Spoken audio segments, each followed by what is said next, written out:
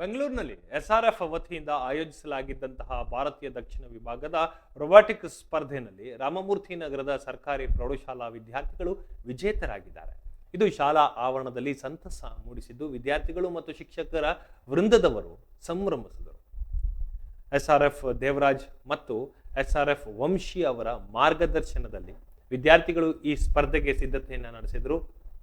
ಬಾಗ್ಲೂರಿನಲ್ಲಿ ನಡೆದಂತಹ ಸ್ಪರ್ಧೆಯಲ್ಲಿ ರಾಮಮೂರ್ತಿ ನಗರ ಹಾಗೂ ಕನಮಂಗಲ ಪ್ರೌಢಶಾಲಾ ವಿದ್ಯಾರ್ಥಿಗಳು ಸೇರಿದಂತೆ ಸುಮಾರು 20 ಸರ್ಕಾರಿ ಹಾಗೂ ಖಾಸಗಿ ಶಾಲೆಗಳ ವಿದ್ಯಾರ್ಥಿಗಳು ಭಾಗವಹಿಸಿದರು. ವಿವಿಧ ರಾಜ್ಯಗಳಿಂದಲೂ ಕೂಡ ವಿದ್ಯಾರ್ಥಿಗಳು ಸ್ಪರ್ಧೆಯಲ್ಲಿ ಪಾಲ್ಗೊಂಡಿದ್ರು. ಇದು ಸ್ಪರ್ಧೆಗೆ ಹೆಚ್ಚಿನ ಮೆರುಗನ್ನು ನೀಡಿತ್ತು. ಮಕ್ಕಳು ಅತ್ಯಂತ ಉತ್ಸಾಹದಿಂದ ಸ್ಪರ್ಧೆಯಲ್ಲಿ ಭಾಗವಹಿಸಿ ತಮ್ಮ ಪ್ರತಿಭೆಯನ್ನು ಪ್ರದರ್ಶಿಸಿದರು. ರಾಮಮೂರ್ತಿ ನಗರ ಹಾಗೂ ಕನಮಂಗಲ ಪ್ರೌಢಶಾಲಾ ವಿದ್ಯಾರ್ಥಿಗಳು ರೋಬೋಟಿಕ್ ಸ್ಪರ್ಧೆಯಲ್ಲಿ ಅತ್ಯುತ್ತಮ ಪ್ರದರ್ಶನವನ್ನು ನೀಡುವಂತಹ ಮೂಲಕ ಮೊದಲ 10 ಸ್ಥಾನ ಪಡೆದರು. ಇದರ ಪರಿಣಾಮವಾಗಿ ದಕ್ಷಿಣ ವಿಭಾಗದಿಂದ ರಾಷ್ಟ್ರೀಯ ಮಟ್ಟದ ಸ್ಪರ್ಧೆಗೆ ಆಯ್ಕೆಯಾಗಿದ್ದಾರೆ.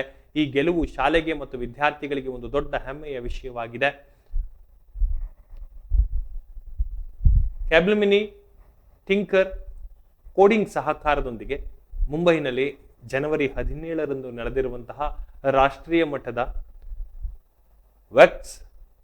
ವೆಕ್ಸ್ ರೊಬಾಟಿಕ್ಸ್ ಸ್ಪರ್ಧೆಯಲ್ಲಿ ಈ ಎರಡೂ ಶಾಲೆಯ ವಿದ್ಯಾರ್ಥಿಗಳು ಭಾಗವಹಿಸಲಿದ್ದಾರೆ. ಈ ಸ್ಪರ್ಧೆಯಲ್ಲಿ ಉತ್ತಮ ಸಾಧನೆ ತೋರುವಂತಹ ವಿಶ್ವಾಸವನ್ನು ಕೂಡ ವಿದ್ಯಾರ್ಥಿಗಳು ವ್ಯಕ್ತಪಡಿಸಿದ್ದಾರೆ. ವಿದ್ಯಾರ್ಥಿಗಳು ರಾಷ್ಟ್ರೀಯ ಮಟ್ಟದಲ್ಲಿ ತಮ್ಮ ಪ್ರತಿಭೆ ತೋರಿಸಲು ಕಾತರದಿಂದ ಕಾಯ್ತಾ ಇದ್ದಾರೆ.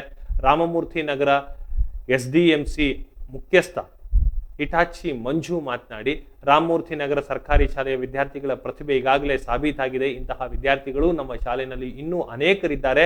ಅವರಿಗೆಲ್ಲ ಉತ್ತಮ ವೇದಿಕೆ ದೊರೆತರೆ ಅದು ವಿದ್ಯಾರ್ಥಿಗಳಿಗೆ ಸಹಕಾರಿಯಾಗಲಿದೆ ಅಂತ ಕೂಡ ಹೇಳಿದ್ರು. ಶಾಲಾ ಆಡಳಿತ ಮಂಡಳಿ ವಿದ್ಯಾರ್ಥಿಗಳಿಗೆ ಎಲ್ಲಾ ರೀತಿಯ ಸಹಕಾರ ನೀಡಲು ಸಿದ್ಧವಾಗಿದೆ.